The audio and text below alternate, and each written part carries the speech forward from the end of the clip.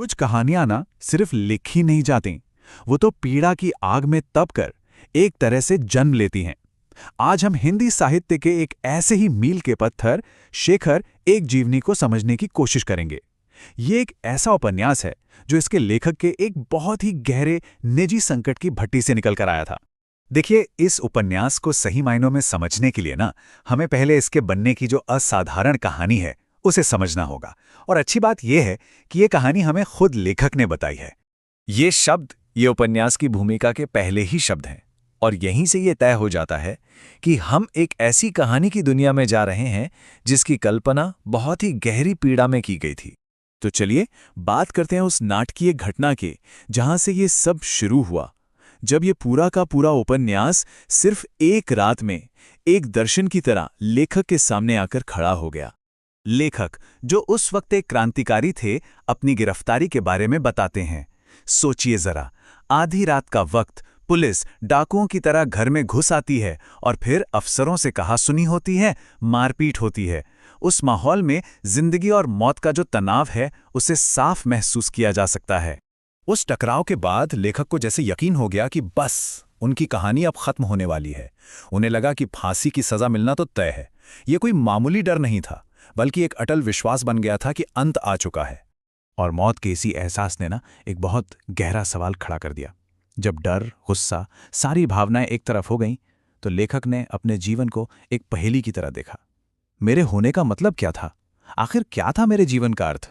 और उसी निर्मम आत्मविश्लेषण के पल में लेखक ने अपने पूरे जीवन को जैसे एक फिल्म की तरह अपनी आंखों के सामने चलते हुए देखा। लेकिन ये बस बिखरी हुई यादें नहीं थी। नहीं, उन्हें हर घटना के बीच का कनेक्शन दिखा, कारण और प्रभाव की एक पूरी चेन दिखाई दी। और यही वो विजन था जो बाद में जेल में सिर्फ याददाश्त के सहारे लिखी गई 300 पन्नों की एक पूरी किताब का आधार बना। और इसी जन्म की कहानी से इस उपन्यास से जुड़ा सबसे बड़ा सवाल पैदा होता है कि ये कहानी आखिर कितनी असली है और कितनी काल्पनिक। ये सवाल तो सीधे सीधे पूछा ही जाना चाहिए, और लेखक भी ये बात अच्छी तरह जानते थे कि इसे पढ़ने वाला हर इंसान यही मानकर चलेगा कि शेखर की कहानी असल में उन्हीं की अपनी कहानी है। तो इस सवाल के जवाब में लेखक टी.एस. इलियट के एक बहुत मशहूर विचार का सहारा लेते हैं। इलियट का मानना था कि एक महान कलाकार वो होता है जो अपनी निजी भावनाओं को, अपने दर्द को अपनी कला से हमेशा अलग रखता है। लेकिन अगे यहाँ बहुत ईमानदारी से एक बात मानते हैं। वो कहते हैं कि मैं इलियट के इस ऊंचे आदर्श को शायद पूरी तरह से नहीं निभा सका।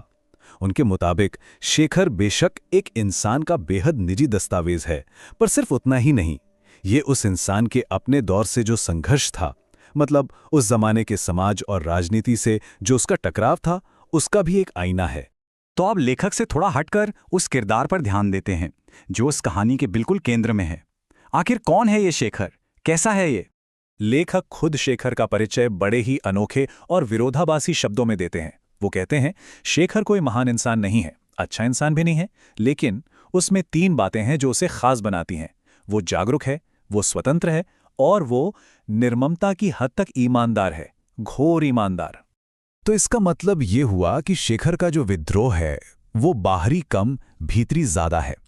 वो समाज से इसलिए नहीं लड़ रहा कि उसे बस विद्रोह करना है, नहीं, बल्कि वो खुद को, अपने होने के मतलब को समझने के लिए एक कभी न खत्म होने वाली ईमानदार खोज पर निकला है।